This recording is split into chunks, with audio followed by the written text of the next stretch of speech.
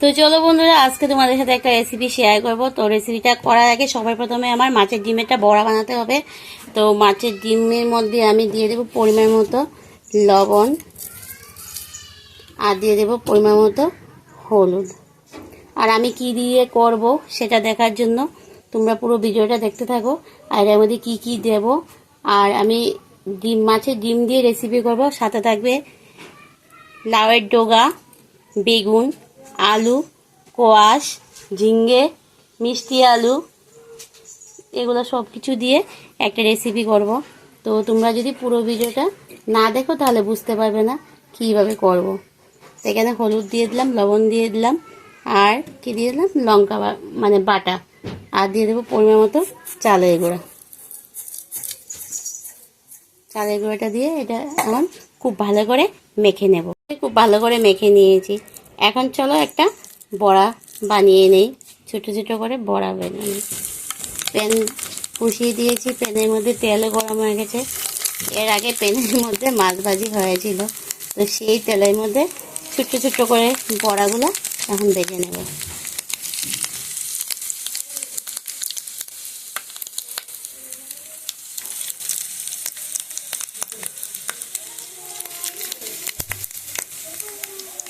সবসময় তো আমরা রান্না খেয়েই থাকি না, আজকে একটু ভাবছি কি একটু অন্য রকমের করি।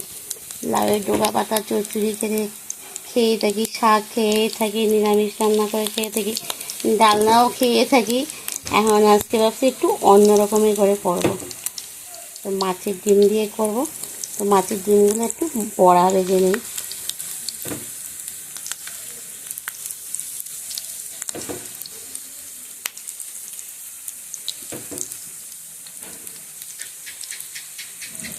দেখো আমি সব সবজিগুলো কেটে রেখেছি। এখানে আছে লাউয়ের ডগা, বেগুন, বললামই তো, আলু, মিষ্টি আলু, আর এখানে আছে কোয়াশ, ঝিঙ্গা, লাউয়ের পাতা আলাদা করে রেখে দিয়েছি, গাজর আছে। তো মাছের ডিমের বড়াগুলো সব আমি ভেজে নিয়েছি। এখন এটা আমি নামিয়ে নেব।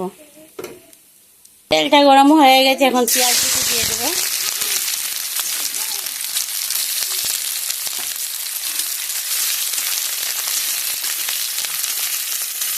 পেঁয়াজ কুচিটা একদম লাল লাল করে ভেজে নেব।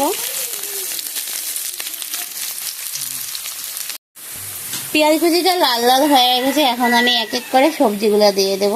এখানে আছে আলু, গাজর, মিষ্টি আলু, কোয়াশ, এগুলো দিয়ে দিলাম। প্রথমে শক্ত সবজিগুলো দিয়ে একটু ভেজে নিই, তারপরে বাকি আরও সবজিগুলো পরে দেব।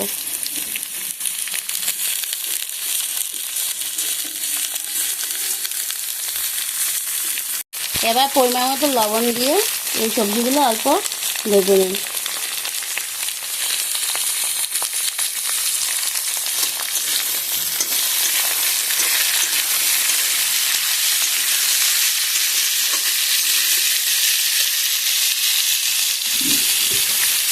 এই প্যানটার মধ্যে মাছের ডিম ভেজেছিলাম, তো সেই তেলগুলোও দিয়ে দিই এর মধ্যে,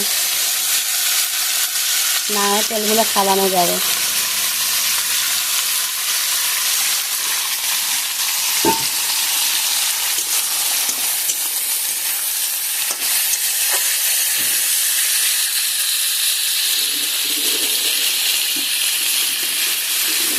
তার সাথে লাউয়ের ডুবোগুলোও দিয়ে দিই।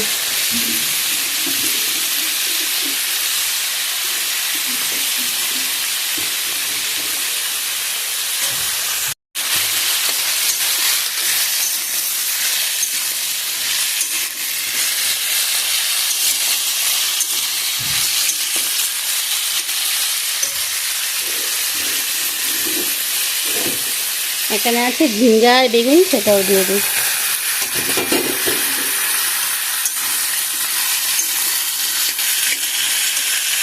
পরিমাণ মতো হলুদ দিয়ে ঢাকা দিয়ে দেবো।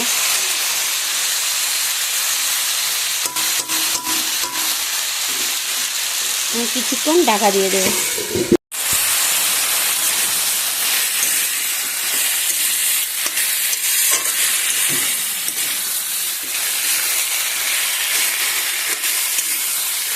এই সবজিটা অল্প ভাজা ভাজা হলে পরে লাউয়ের পাতাগুলো দিয়ে দেবো। এই সবজিগুলো দেখো আমার ভাজা হয়ে গেছে। এখন আমি এবারে টমেটোগুলো দিয়ে দেব, আর দিয়ে দেবো এই যে লাউ শাকগুলো।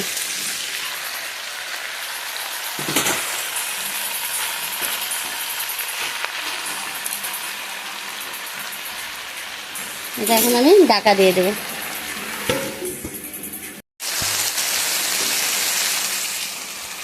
এখানে আছে কালো সর্ষা, সাদা সর্ষা আর পোস্ত আর কাঁচা লঙ্কা।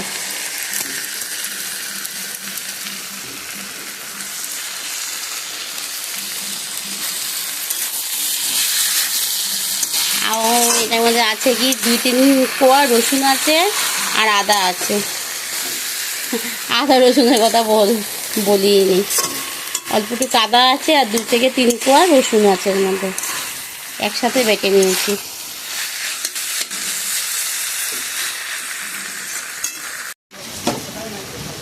এবার আমি এর মধ্যে মাছের ডিমগুলো দিয়ে দেবো। এক হাতে হাতে মোবাইল ধরে না, ভিডিও করাটা খুবই কষ্ট হয়ে যায়।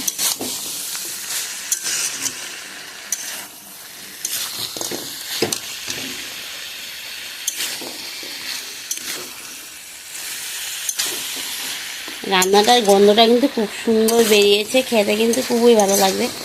আর এই মাছের ডিম দিয়ে এরকম রান্নাটা আমি আজকে প্রথমেই করছি। এমনি শসা দিয়ে তো দুগা পাতা চচ্চড়ি খেয়েছি, কিন্তু এভাবে মানে মিষ্টি আলু টালু দিয়ে সব কিছু দিয়ে মাছের ডিম দিয়ে আর কি, বেশিরভাগ ধরো মাছের মেন যেটা হলো মাছের ডিম দিয়ে এভাবে আমি প্রথম রান্না করছি আজকে। আর রান্নাটা কিন্তু খুব সুন্দর গন্ধ বেরিয়েছে। কিন্তু এটাতে জল ব্যবহার করবো না।